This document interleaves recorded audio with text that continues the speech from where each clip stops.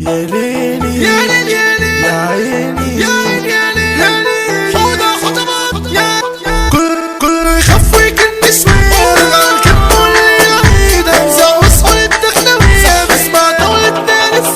دنيا التاني وخافي وجني لعيالك هتحضر جني ده هجرح في اللي جرحني وازعل قد ما ربي عزني في لعبتي جاي تناطحني طب قابل واستلقى مني في لعبتي جاي تناطحني طب قابل واستلقى مني لو تقدر تستحمل صدمة هديك ضربة تكسر راسك المار غدا عشان حوضة خطبة راجع يكتب على انفاسك الانسان لو كان دون وخيط ويخدع ويخون صاحبك تديله في ازمته ويطلعك انت المديون يموت ضميره ويبيع ذمته ويشغله شطري وملعون يخلق لي عايشين الدنيا زحمة وهدى وجهجون من الارض هنروح حتة تانية فيها الحاكم رب الجود اعملوا مهما عملتوا تحته هيجيبوا وقت الحساب اللي بيجري ورا مصلحته واللي بعمل الصحاب لو في الدنيا ناس ارتحتوا في الاخرة تدوقوا العذاب اللي بقولكم سرقتوا خدتوا بشمالكوا الكتاب هتروحوا في داهية ومصيبة الا اللي لحق نفسه تاب هتروحوا في داهية ومصيبة الا اللي لحق نفسه تاب ليل السنة تشوف حملتها وتاخد الطريق على البوابة وأحسن لك تبعد عملتها هنا للضربة المغتصبة والدخيلة ورجالتها احنا المافيا والغصابة دنيا وهتلعبك ألعيبك لو تملكك مش هتسيبك بالهيلة ولاد الحرام أمن على رزقك في جيبك عيش بالحب والاحترام زي ما ترسي ويكون نصيبك ارفع راية السلام وعدع واحد حبيبك ازاي هتعيش من غير خلك الدنيا ناسها ما بيرحموش انصرتك سيدك مهما يحصل ما تسيبوش يرفع منك مش يقلك زعلك والله ما يرديهوش مين الخاين يغمى حلك ابعد عنه ما تعشروش اسمع مني كلامي يا فيلو أنا أحكي لك علي بيا صارت صاحبك واحكيله اللي بسرعة يشعر غيا هحكي لك كل الحكاية بس اصبر واستنى شوية خد نفسك وانا مستني بس ما تتأخرش عليا هحكي حكاية ومن بدايتها أول إنسان أنا حبيتها وصاحبي اللي حكيت له عنها من أول ما مسكت إيدها سلمت عليها وقلت لها إن أنا نفسي أسكت دنيتها ما انا كده مش فاهم بامانة ووضح